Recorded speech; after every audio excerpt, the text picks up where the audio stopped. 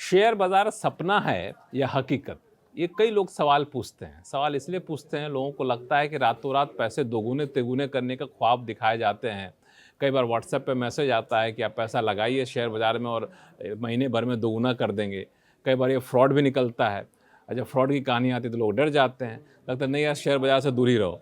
जो लोग जेन्युइनली पैसा लगाते हैं उनको भी नुकसान होता है, तो उनको भी डर लगता है कि पता नहीं शेयर बाजार में क्या ना क्या हो जाए। कम से कम सोना खरीदते तो सोना दिख तो रहा है, घर खरीदते घर दिख तो रहा है, शेयर में तो सिर्फ दिखता है इतने शेयर आ गया, पता नहीं कंपनी कहीं चली गई तो लेने के देने पड़ गए।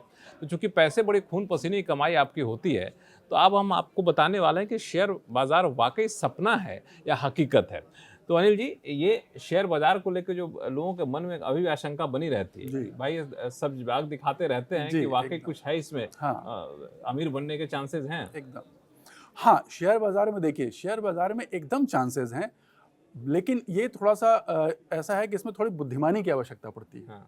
इसमें अगर कोई ये सोच करके आए कि हम रातों रात यहाँ अमीर बन जाएंगे, तो ये कोई कसिनो नहीं है, कोई जुआ घर नहीं है जहाँ पर कि आपने दाव लगाया, लॉटरी लग गई।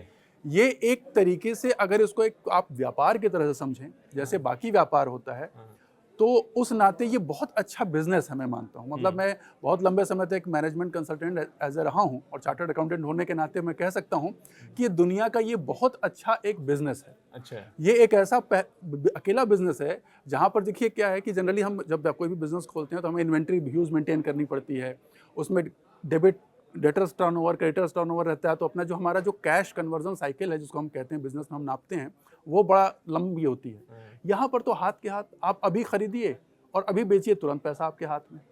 लेकिन अब आपको खाली यहाँ ध्यान ये रखना है कि क्या खरीदें और कब खरीदें, क्या खरीदे कब खरीदे। हाँ, ये बताइए कि मान लिया कोई पूछे जी कि शेयर बाजार में अगर किसी को मुनाफा मिलना है, हाँ, तो हमारे पास तो बहुत सारे रास्ते हैं। हम सोना में लगा दें, घर में लगा दें, सेविंग स्कीम में लगा दें, पीपीएफ में लगा दें, शेयर बाजार में क्यों लगा? देखिए, शेयर बाजार में लगाने का कारण क्या है? पहली बात तो हम शेयर बाजार में पैसा लगाते हैं क्यों और क्यों लगाया जाए, जैसे हमने बात की। जैसे गोल्ड है या फिर कोई पीपीएफ है, शेयर बाजार में पैसा लगाने का मतलब ये है कि आप इनडायरेक्ट तरीके से देश की उन्नति में पैसा लगा रहे हैं। देश की इकोनॉमी जैसे जैसे ग्रो करेगी वैसे वैसे शेयर बाजार ग्रो करता है। पैसा अपना तो अपनी उन्नति देख लिया जाए। तो होता क्या है कि जैसे हमारा जो देश है, इस समय जो अगर हम ध्यान देखें तो हमारे देश की जो इकोनॉमिक जो स्पीड है, वो ग्रोथ की जो स्पीड है, वो तेजी से बढ़ रही है। और अभी मैं कहूँगा ये शुरुआत है।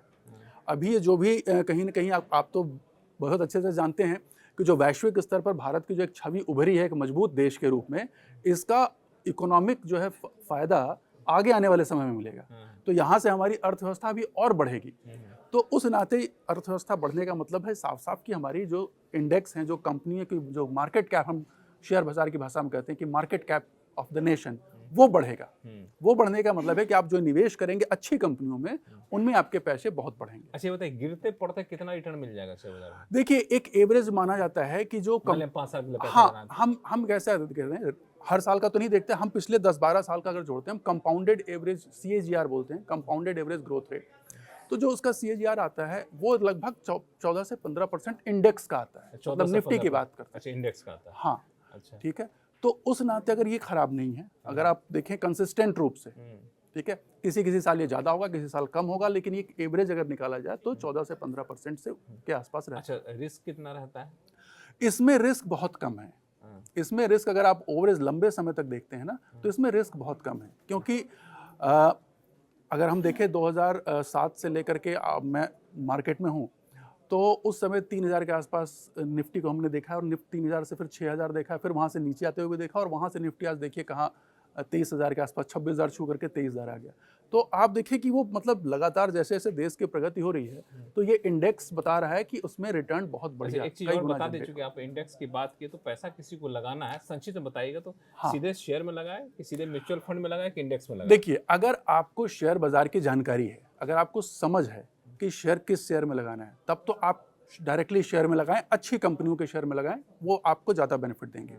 लेकिन अगर आपको जानकारी नहीं है, आपके पास इतना समय नहीं है कि आप इतनी मेहनत कर पाएं, या इतनी समझ नहीं है किसी कारणवश, तो आप या तो म्यूचुअल फंड में लगा दें, वो तो बड़ा इनडायरेक्ट तरीका है। दूसरा एक तरीका बताऊंगा जिसमें आपका ही कंट्रोल रहेगा डायरेक्टली, वो एक तरीका होता है ETF बोलते हैं हम उसको। एक्सचेंज में कुछ फंड ट्रेड होते हैं, उसको ETF कहते हैं। आप उसको डायरेक्टली शेयर के तरीके से खरीद लें, निफ्टी बीज होती हैं, ठीक है, तो उनको ETF कहा जाता है, एक्सचेंज ट्रेडेड फंड्स होते हैं। तो उन फंड्स को आप डायरेक्टली शेयर के तरीके से खरीद लीजिए। अब वो जितनी निफ्टी बढ़ेगी उसी हिसाब से आपका पैसा वहां पे बढ़ता है। तो बिल्कुल ये तो सोचना नहीं है। और ये जो आप लोगों को डर लगता है ना, बहुत डरने की जरूरत नहीं। शेयर बाजार सपने भी हैं और उस सपने को पाने का एक हकीकत बनने का रास्ता भी है। थोड़े बहुत जोखिम हर जगह होते हैं, तो यहाँ भी जोखिम है, तो डरिए नहीं। और अभी तो डरने का बिल्कुल समय नहीं है, अभी सामना करने का समय है। अगर मन बने तो जैसा इन्होंने कहा इनके हिसाब से चल सकते हैं।